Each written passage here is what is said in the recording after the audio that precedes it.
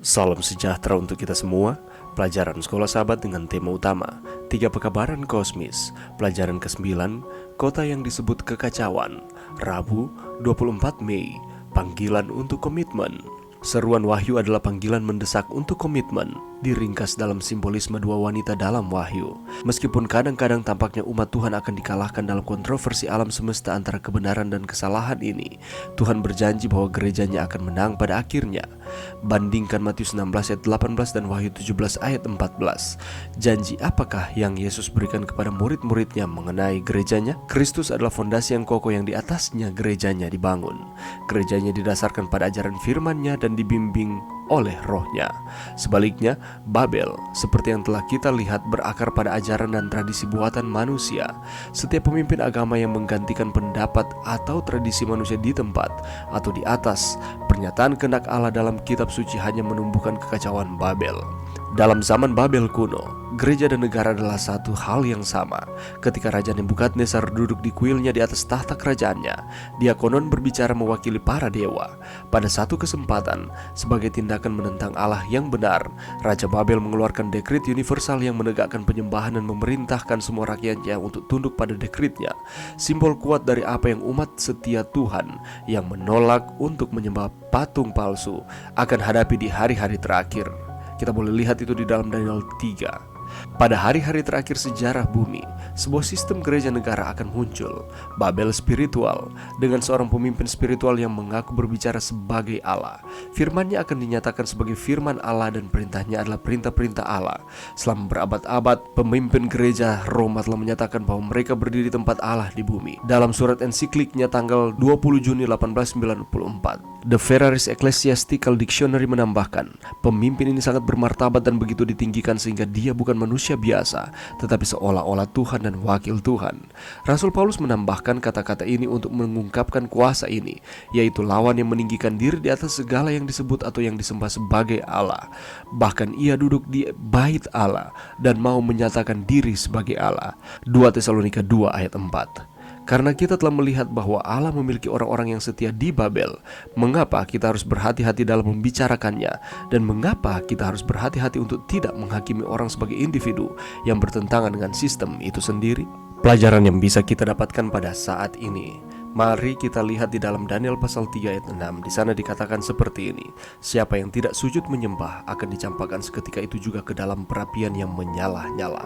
Kalau kita membaca di dalam Daniel 3 ayat 1-30, ini merupakan peristiwa di mana segenap manusia harus menyembah patung yang dibuat oleh Raja Nebukadnezar di lembah Dura. Apa reaksi seseorang ketika hidup dalam tekanan dan ancaman, apalagi ini berhubungan dengan nyawa?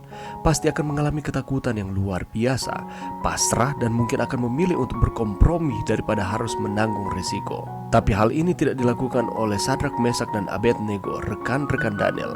Meskipun hidup dalam tekanan dan ancaman di Babel, ketiga pemuda ini tidak melepaskan kepercayaan dan komitmen mereka kepada Tuhan. Mereka tidak menyangkal Tuhan di dalam kehidupan mereka. Mereka tetap teguh pendirian dan tidak terbawa arus.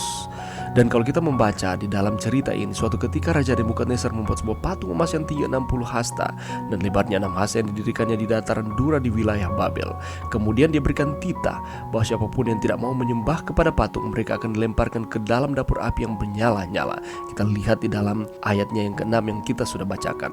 Walaupun mayoritas menyembah akan patung tersebut, tetapi ada yang berbeda. Tiga pemuda itu tidak turut serta menyembah patung buatan raja. Lalu apa yang terjadi? Orang-orang Kasdim pun melaporkan mereka kepada raja, sehingga raja memerintahkan supaya tiga pemuda itu dilemparkan ke dapur api. Jawab ketiga pemuda itu, gantinya mereka meragukan Tuhan di dalam penyertaan Tuhan. Tetapi mereka menjawab seperti ini, jika Allah kami yang kami puja sanggup melepaskan kami, maka ia akan melepaskan kami dari perapian yang menyala-nyala dan dari dalam tanganmu ya Raja. Tetapi seandainya tidak, hendaklah Tuanku mengetahui ya Raja, bahwa kami tidak akan memuja dewa Tuanku dan tidak akan menyembah patung emas yang Tuanku dirikan itu.